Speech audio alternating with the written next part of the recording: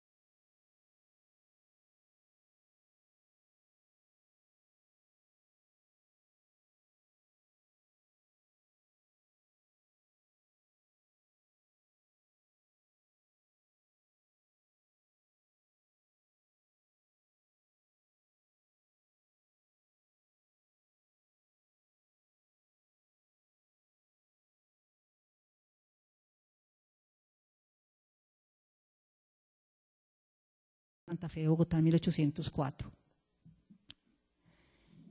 Linneo propuso este sistema totalizador y universal de ver y clasificar las plantas independientemente del lugar donde fuera empleado, por quien fuera empleado. Un dibujo pues al servicio de la ciencia, eso lo sabemos, pero un dibujo que le va a permitir al investigador, alejado en el tiempo o en el espacio, conocer las características de la planta y gracias a la exactitud poder identificarla, clasificarla, etcétera. De cada planta debía quedar la descripción sistemática, sí, dejemos esa, y la lámina en el ejemplar del herbolario, pero la expedición botánica terminó por centrarse en las láminas. Hay autores que atribuyen esta falta de descripciones textuales a esa precariedad, por llamarle de alguna manera, en la formación botánica de Mutis, o la falta de tiempo, bueno, qué sé yo. Mutis preparó la iconografía con la intención de ser publicada, pero la verdad es que muere y esto no había salido y ni siquiera después de su muerte, va a ser apenas después de 1954 cuando va a venir el alud de publicaciones. Bueno, entonces ahí, Luciano, te voy a pedir, yo había preparado una parte sobre Humboldt, pero realmente me la voy a saltar, entonces pasemos, porque simplemente quería establecer el contraste de cómo hay otra manera de mirar la naturaleza y eso lo iba a sacar de lo de Humboldt, pero vamos a irnos al caso de Catherwood.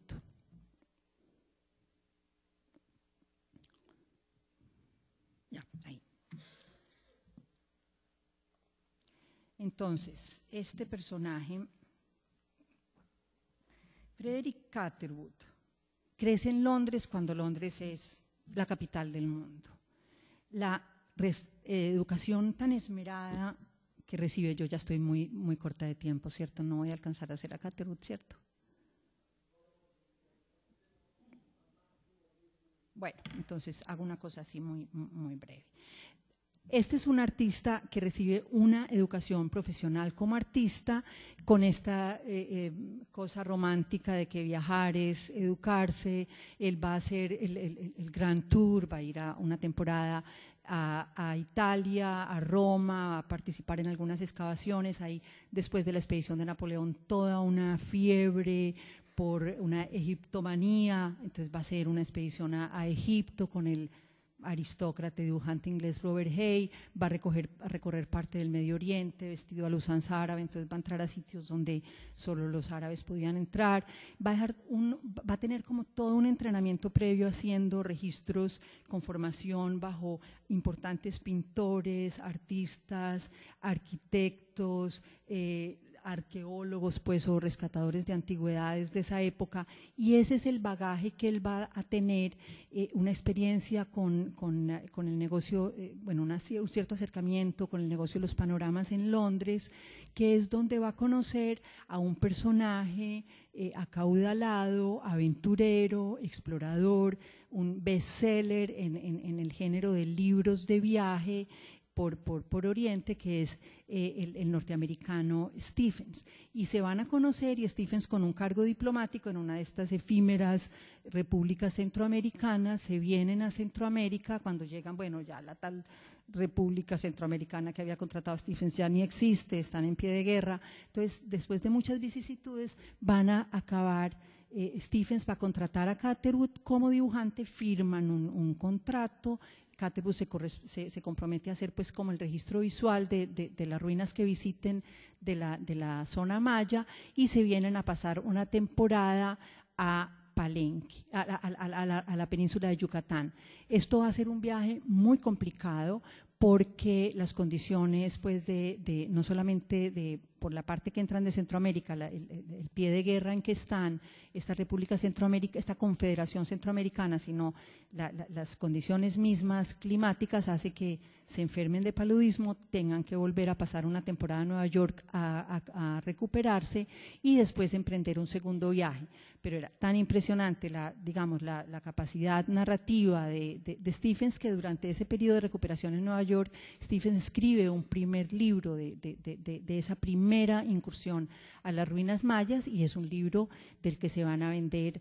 cerca de 20.000 ejemplares, que para la escala editorial de la época pues es realmente un récord. Catherwood va a Pintémonos la idea de cómo es el estado de estas ruinas mayas. Esto es, había habido algunas expediciones, pues algunos artistas que habían visitado previamente esta zona, 2 financiadas por España, también de los viajeros que han llegado ya posterior al periodo español, hay algunos como el conde de Valdec, que ha publicado un libro con preciosas litografías a color, absolutamente fantasiosas y mentirosas. Hay toda esta noción muy loca que comparte Valdec y muchos otros de que, bueno, si hay pirámides en Centroamérica es porque los egipcios, que son los que hacen pirámides, pues estuvieron en Centroamérica, ¿no? Entonces él está como mirando esa presencia allí, en estas selvas centroamericanas. Hay como varios registros anteriores, más o menos fidedignos, pero la verdad es que este mundo de las ruinas mayas para la época era un mundo de vegetación, de una vegetación centenaria en unas condiciones muy difíciles, una zona con problemas de escasez de aguas, con vegetación espinosa,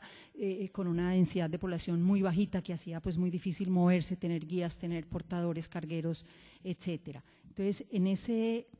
ese mundo va a ser donde desembarcan este par de viajeros azotados por toda suerte de vicisitudes, insectos, con la salud menguada, mal alimentados, donde ellos van a proceder no solamente a desmontar, sino a medir y a tomar este registro. Lo interesante en este caso es que tenemos ese doble cotejo de la narrativa muy detallada, porque los textos de Stephen son unos volúmenes bien gruesos, entonces hay un registro escrito muy detallado acompañado de las imágenes visuales que va a hacer Catherwood. Uno, para convertirse en grabados que ilustran los 2 tomos que escribe Stephens y que publica luego en Estados Unidos y que se reeditan muy rápidamente y que se traducen a otros idiomas también muy rápidamente, sino que después Catherwood va a Londres y con los mejores grabadores de la época va a sacar un portafolio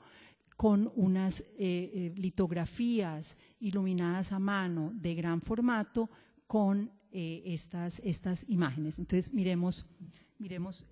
simplemente algunas. Entonces, ¿qué es lo que quiero destacar acá? Que estas imágenes son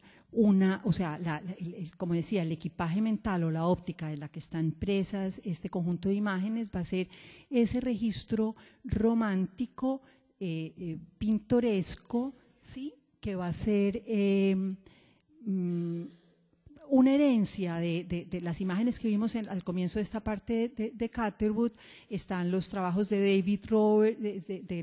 David Rover, el artista escocés que tiene sobre el Medio Oriente, sobre Jerusalén, la época de oro, la litografía sobre piedra, sus registros del Oriente Medio, sus registros de la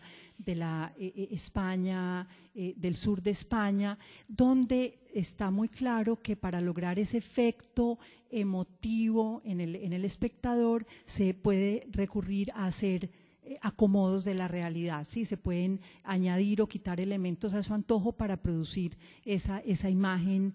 pintoresca. Entonces hay un hálito romántico en la obra de Catherwood, el hecho de que meta los nativos en las escenas y demás. Entonces, para concluir, estos ejemplos revelan un estrecho intercambio de Europa y América propiciado por el encuentro entre arte y ciencia, europeos haciendo trabajo de campo en América, artistas tanto europeos como criollos documentando realidades americanas, son lugares comunes como del universo al que pertenecen estos 2 ejemplos, pero los parámetros son europeos, obras que se editan y que se imprimen en Europa o que se sueña con editar e imprimir en Europa, fallido como en el caso de Mutis, pero cuyo conocimiento también circula acá, un bagaje científico, técnico y estético de allá que se enriquece con trabajo de acá. Y hay una transferencia cultural que hace parte de ese otro gran paquete de transferencias culturales, flujo incesante de doble vía de gentes, mercancías, ideas, gustos, nociones propias de esa época. Y hay, en el caso del trabajo como el de Catherwood, que es ya en el periodo de independencia, en el periodo nacional, que van a ser un modelo que van a después a seguir los artistas locales. Este arte de estos viajeros va a servir de referencia como una especie de espejo ajeno en el que aprenden a verse las jóvenes naciones hispanoamericanas en ese periodo de gestación de su propia identidad.